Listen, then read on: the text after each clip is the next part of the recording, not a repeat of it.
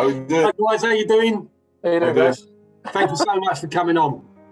Yeah, I'm good. My dad's not going to believe this because he's been a West Ham fan since he was a young kid, and you'd be surprised football even existed back then. He's that old. How do you find watching the games with no crowds and stuff? Do you know? I shouldn't admit to this, but I tend to just look at the highlights because being a season ticket holder for me, it's all about being in the stadium, being there with my dad, and the atmosphere, and actually watching the game. So I tend to just watch the highlights, and obviously we're doing really well. I can't wait till Sunday because I shouldn't admit this. I've already told the other people, but Paula, she can see she's covering her face, but she's a Liverpool fan. Paula's boss is a Liverpool fan as well, and I have been rubbing it in that they lost to Burnley and Southampton recently, and we've been crushing it. So come Sunday, I reckon we're going to overtake them. No pressure, guys, but I joined the army back in, I should remember this, 2006, and I wasn't interested in the military growing up. I wanted to be an engineer, but I was working in a chip shop, as you do in England, and one of the guys I was working with had just got his law degree, had a lot of debt, and I was like, do I really want to go to university? He's bad with money, I'm terrible, so I'll be in more debt. So I started thinking about other options, and a lad I know growing up, he got attacked and got killed on his 18th birthday, because the people responsible were under the age of, I think they were under 16, they basically got a slap on the wrist. And at the time, there was a TV show called Bad Lads Army, which I'm not sure you'd remember. It's basically just taking people like that and chucking them in like an equivalent military prison from like the 1940s. And I mentioned that, and then it kind of just went from there. So I looked at the military to be fair, to keep my mother quiet because she suggested it. And I thought, I'll have a look. And when they started mentioning stuff like bomb disposal and me being a bit, I was like, see myself doing that. So I signed up when I was 15, summer 2009. I got blown up by an IED in Pharmacy Road in Sangin, which is a notoriously bad place in Afghanistan. I could list off all the injuries, but so it's double above knee amputee. Right hand's gone. Shot myself through the leg. My friend kept the bullet because it hit him in the chest, and I'm really annoyed about that because I got flesh rights on that. It actually went through me. It only hit his body armor.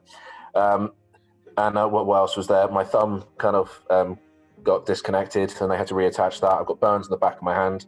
A chunk of my left biceps missing, which almost cost me my left arm as well. I had a third of my intestines removed. They had to remove my spleen.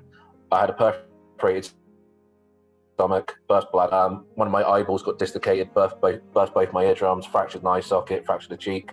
And I had a hole in my liver as well. So I think those are the main injuries. So I was not in a good way. They told my family for 3 days that I wasn't going to survive. But I don't like needles, and I think as a way to, make the doctors look bad, I proved their diagnosis wrong by surviving. So jokes on them. Well, the way I look at it is, look, I'm still here and the bomb isn't, so who really won? Great outlook. It's a great outlook. Yep. Yeah, I think you're a credit to yourself. I think we complain, especially as footballers, when we get a so-called serious injury when we're out for a month or two. We walk around the place depressed and complaining for that whole time, and to see the spirits you're in, and after what you've been through, I think credit to yourself. Can I just kind of chip in as your line manager and just say that he's, generally an inspiration across Barclays, not just in our team.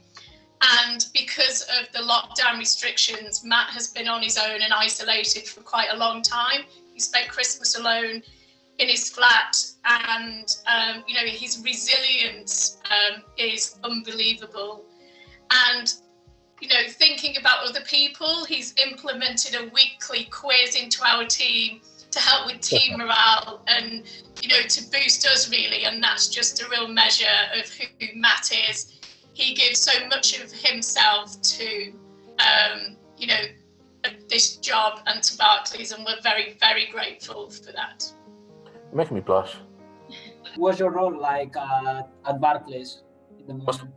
What's my role like? I mean, currently, must admit, if COVID wasn't a thing, I'd be in the bar a hell of a lot more. I do a lot of work in the bar, actually, surprisingly. I deal with a lot more of the junior ranks, people that are a bit more worried about their career aspects, people that are injured.